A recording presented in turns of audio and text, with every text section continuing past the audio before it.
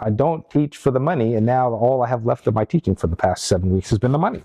I'm still on paid leave, and I just, but I don't teach for the money. I teach to be with those kids. And if you don't love the kids, I don't think you should be much of a teacher. But I love the kids, and they understand that.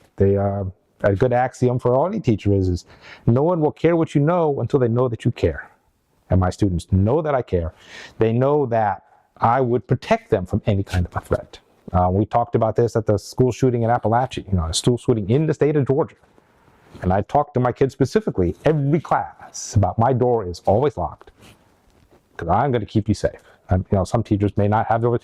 They better have them locked now because who knows? That's how you're going to keep you out. And that if anybody's going to get injured in this classroom, it's going to be me first. That I would go to the front because that's my job. I'm a protector of children. I was not a threatener of them. So you, even after all this, I know you want to get back to the kids. Correct. But I mean, this has to be an experience that shakes you. I mean, it does. And again, it's what I tell people. People ask that, would you go back? And I will go back. And I go back for the kids. I'm not going back for my administration. I am not going back for the school board or any member of the Columbia County Board of Education. I want to go back because, especially for the IB kids, they have a wonderful teacher in my room teaching my kids. But I think she's got AP practice for my AP classes. I don't think she's got any IB, International Baccalaureate experience. They've got a massive test coming in May. 3 parts, very hard, very long. And I am the best person to prepare them for that test. And I care enough about those kids that I'll go back. I want to go back.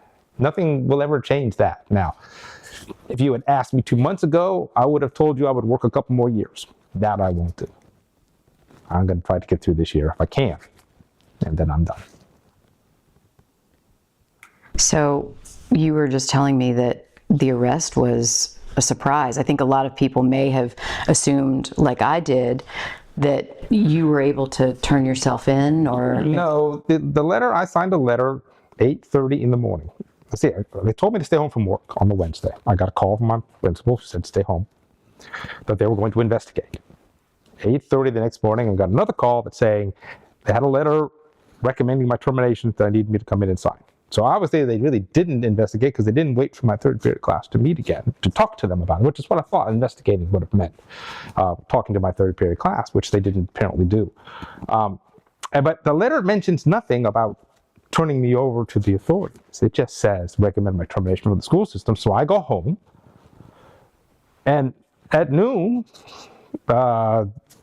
school resource officer and a Columbia County deputy come to my house and arrest me right around noon. And that's an intimidating thing, let me tell you. Those scared straight programs must really work because, my goodness, from noon when they took my phone from me till I finally got to make my phone call it was after 4 o'clock. It took 4 hours to book me. That's intimidating. I'm pacing around in this cell thinking I'm in this cell and nobody knows I'm here. Then I got to make my first phone call and I realized that no, unfortunately, due to media personalities, everybody knew I was here. And the support has been overwhelming since. I mean, my church sent people over, my school sent people over, my friends were over. But it was an intimidating experience that I would not recommend for anybody. And what were you thinking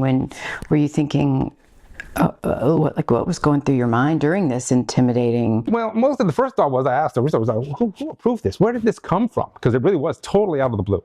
They went through the Judge Fleming had signed off on it. And in truth, if you look at what was written on that arrest warrant, if I saw that arrest warrant, I'd have signed it. Because in black and white, when someone wrote, the exact words were threatened to shoot 2 or 3 students, which is not exactly what happened. And then with regard to the induction of all this terror. And it's like, there was no terror. The reason I get through and wasn't too as panicked as other people was because I know I'm innocent. I have no doubt that if we ever have to go and take this to a trial, that I'll win. There was no terror induced. I didn't do it. It was a joke. And jokes are not evident in black and white. And the thing that gets me is, again, there was an episode on The View that I don't watch The View, but Whoopi Goldberg said something about the president. And somebody else on the show passed her a note saying, you might want to clarify that. And Whoopi gets all upset saying, wait a minute, I don't have to clarify this. This was a joke. People know when I'm telling a joke. Well, yeah, maybe if you're in the room, like my classroom, the kids would have known I was telling a joke. But if you just look at it on paper, it doesn't look like a joke. And that's where the disconnect was, that if it had been handled differently, might have not led me to getting arrested. But that's neither here nor there. That's not my concern at this point. I just want to be released from this. I want to be back with my kids.